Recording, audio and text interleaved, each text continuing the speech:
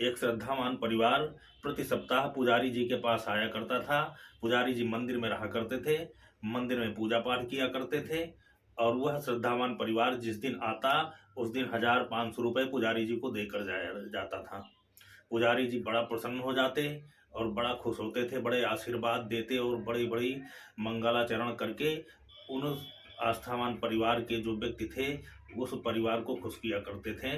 वो भी बड़ा खुश हो जाते थे और खुशी खुशी पुजारी जी को दक्षिणा दे करके चले जाते थे। प्रति सप्ताह का यह नियम उनका चलता रहा। एक दिन उनकी धर्मपत्नी ने कहा कि आप मंदिर जाते हो तो हम देखते हैं कि आप पुजारी जी को निश्चित ही पैसा देते हो। अगर नहीं भी होता है तो किसी न किसी तरीके से आप व्यवस्था करके, आपका उद्देश्य मंदिर में दर्शन करना तो होता ही है, लेकिन आपके मन में यह भी उद्देश्य होता है कि पुजारी जी को पैसा देना है, पुजारी जी को खुश करना है। और हमको लगता है कि जब हम पुजारी जी को देखते हैं तो पुजारी जी भी हमको ही समझ में आता है कि आपको ताके हुए बैठे होते हैं कि अब आएंगे ये और हमको पैसे मिल जाएंगे।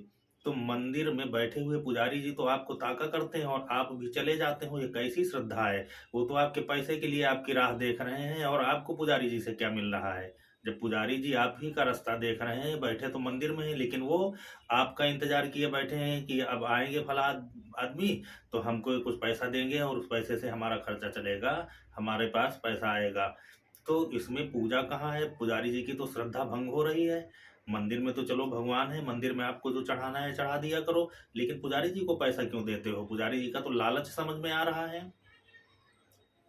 उस परिवार के जो श्रेष्ठ व्यक्ति थे, जो अपने पूरे परिवार को लेकर के आया करते थे, उन्होंने अपनी धर्मपत्नी से कहा कि तुम्हें नहीं पता है कि पुजारी जी अगर हमारा रास्ता देखते हैं और हमारा इंतजार करते हैं कि फला हफ्ता फला व्यक्ति आएंगे, और वो एक दिन निश्चित है, उस दिन का वो बड़ी बेसब्री से इंतजार करते हैं कि कब वह दिन आए और उस दिन वो आकर के हमको पैसा देंगे।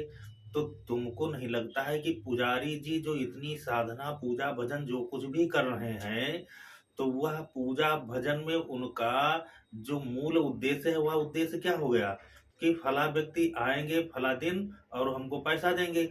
और वह पैसा तभी देंगे जब वह खुशी होंगे और सुखी होंगे, जब उनकी आमदनी बढ़ेगी, जब उनका व्यापार बढ़ेगा, उनका काम धंधा बढ़ेगा, जब उनके आय के स्रोत बनेंगे, तभी तो पुजारी जी को पैसा मिलेगा। तो पुजारी जी को पता है कि पैसा देने वाला जब पैसा होगा उसके पास तभी तो देगा।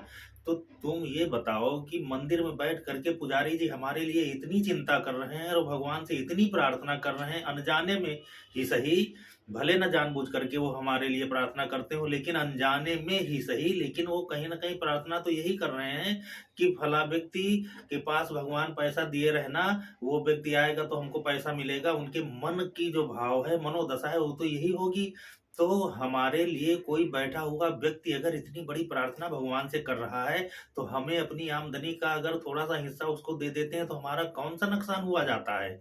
हमारे लिए तो कोई सेहत में बैठे हुए व्यक्ति वहां पर इस भाव से भगवान के पास समर्पित हैं और हमारे लिए प्रार्थना कर रहे हैं।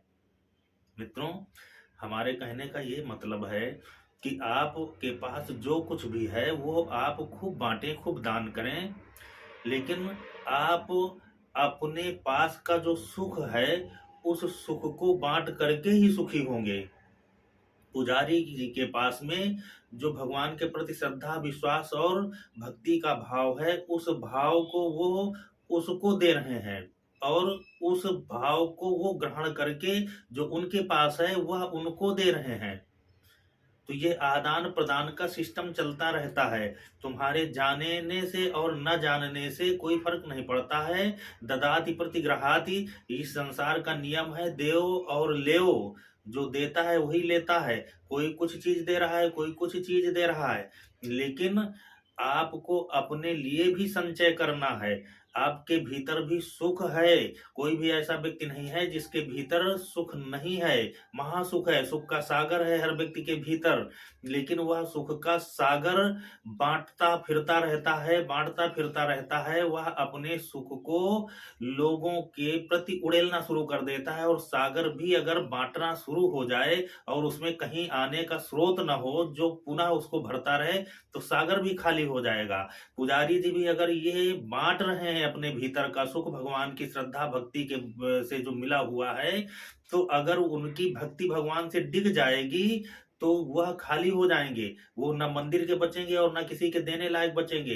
तो पुजारी जी को भी ये चाहिए कि वो भगवान के प्रति समर्पित रहें और भगवान की साधना भक्ति पर अपनी अपेक्षा को खत्म कर दें, छोड़ दें कि कोई दूसरा आकर के उनको ये देगा, उनसे पैसा मिलेगा। अगर जिसको आना होगा तो भगवान खुद स्वयं वहां अपने पास बुलाएगा और अपने माध्यम से पुजारी को दिला देगा।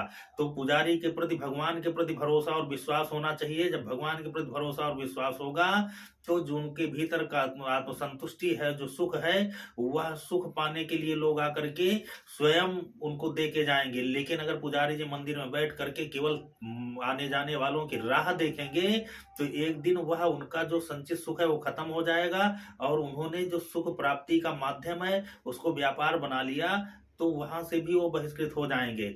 इसी तरीके आपके भीतर का सुख जो है, अगर आप उसको बांटना शुरू कर दिए, आज तो लोगों को देखो कि लोग फोन में बातें कर करके आपका सुख लेना चाहते हैं।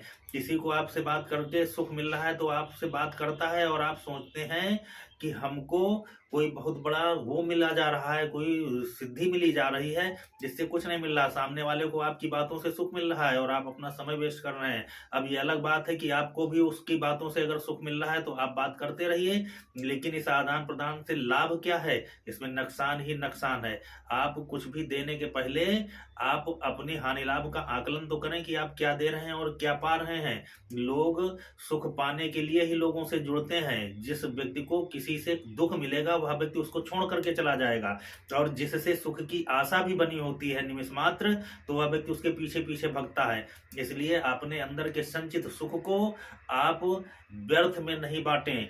आप अपने अंदर के संचित सुख को उसी जगह बांटें जो आपके अपने हो, जो आपके विचारों से अपने हो, आपके संस्कारों से अपने हो, जो आपके निकट हो, नजदीक हो, जिनसे आप अपनी हानि लाभ के अनुसार उनका आकलन करके आप अपने सुखों को बांटें। सुख भी एक संचित पूंजी है। आप देखते हैं कि आप जो इस जीवन में कमाते हैं, उस कमाई का जो हिस्सा होता है, जो कमाई का से संचित जो धन है, जो आपके आभूषण है, संपत्ति है, उस संपत्ति को आप इतना संचित करते हैं, इतना सहेज करके रखते हैं कि किसी की कुदृष्टि ना पड़े और कहीं अपव्यय ना हो। आप उसको तो व्यर्थ में नहीं बर्बाद करते, लेकिन आप जो ईश्वर के द्वारा दी हुई निधि है, आपके विवेक के रूप में, आपके हृदय के रूप में, आपके रूप के रूप में, आपके वाणी के रूप में, सौंदर्य के रूप में, या आपके पूर्वजों के द्वारा संचित जो अर्थ है, संपत्ति है, जो भी आपको दैव योग से प्रारब्ध से मिल गया, वो निधि ईश्वर की दी हुई निधि है। आप उसको ऐसा बांटना शुरू कर देते हैं कि जिससे जैसे लगता है कि इसकी कोई कीमत ही नहीं है।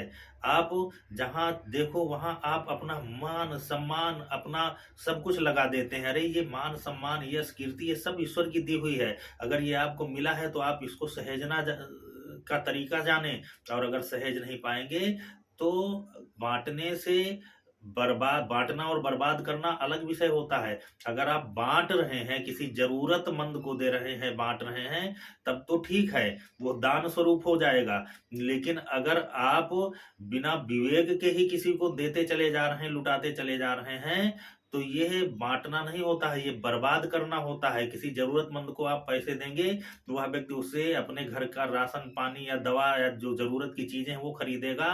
उसका घर परिवार और उस आपके दिए हुए जो चीज है उसका उपयोग करके उससे जुड़े हुए भी लोग आपको आशीर्वाद देंगे, आपका गुणगान करेंगे। लेकिन अगर आपने किसी कुपात्र को दे दिया तो वह व्यक्ति दारू पी करके जब घर जाएगा, घर में मारपीट करेगा, तो उस मारपीट से प्रताड़ित जो घर के परिवार के लोग उससे जुड़े हैं वह भी आपको गाली ही देंगे। तो आप देने के पहले देख लें कि आप देने वाला व्यक्ति कैसा है, आप बांट रहे हैं कि बर्बाद कर रहे हैं। अगर आप अपनी चीजों को बर्बाद कर रहे हैं तो उस बर्बादी से आपको केवल लोगों के मन से निकले हुई जो आहें हैं, उनके जो निकले हुए श्राप हैं, वही आपको मिलेंगे। और अगर आप बांट रहे हैं तो वह दान स्वरूप हो जाएगा, और दान से मिली हुई जो पात्र व्यक्ति जो होगा वही आपके दान का पात्र है। तो वह व्यक्ति उस सामग्री से जो अपने घर परिवार व अपने लोगों का जो पालन पोषण करेगा, उससे निकले हुए उनके मनों से हृदयों से निकले हुए जो भाव हैं वो अच्छे भाव होंगे, वही आपके आशीर्वाद का काम करेंगे, आपका उत्थान होगा। इसलिए यह मानव जीवन बहुत ही कीमती है और इस मानव जीवन में भगवान ने आपको विवेक दिया है। अपने विवेक का उपयोग करके अच्छे और बुरे का ज्ञान करके ही इस समाज में जो कुछ भी करना है वो करें। जय माता रानी, जय माता रानी। किसी भी प्रकार की आध्यात्मिक एवं ज्योतिषी जानकारी अगर हमसे चाहते हैं तो हमारे दिए हुए नंबर पर आप हमसे निसंकोच आप बात कर सकते हैं। हम अपनी यथाशक्ति से आपको आपके प्रश्नों का उत्तर भी देंगे और आपके जीवन को सही दिशा मिले ऐसी बातें भी बताएंगे। जय माता रानी, जय माता।